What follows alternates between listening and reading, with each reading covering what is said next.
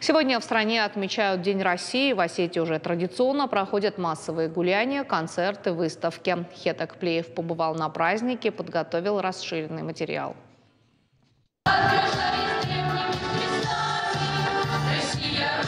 День России. Осетия этот праздник встретила концертной программой.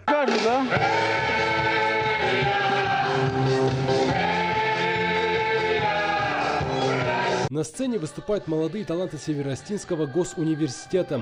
Актеры подготовили постановки, песни и танцы, причем не только традиционно осетинские, но и других народов и национальностей, которых в республике наберется под 100.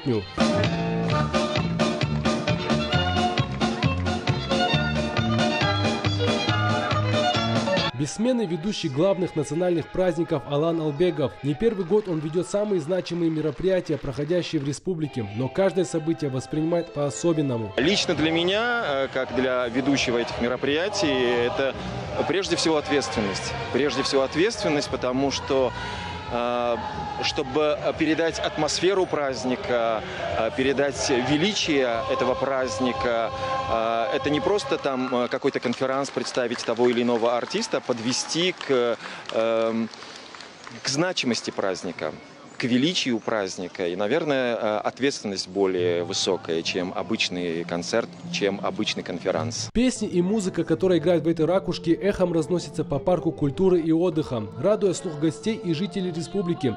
Сергей Семенов приехал во Владикавказ из Вологодской области. Праздник пришелся ему по душе. Было неожиданностью увидеть осетинские, русские, греческие и другие танцы, признается он. Мы занимаемся, я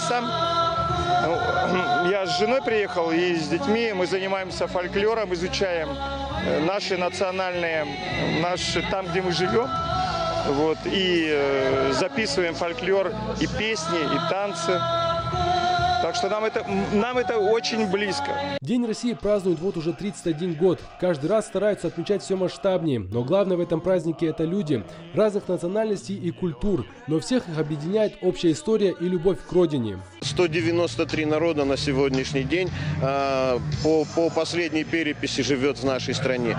Они все россияне, они все объединены вот этой великой, могучей, красивой державой.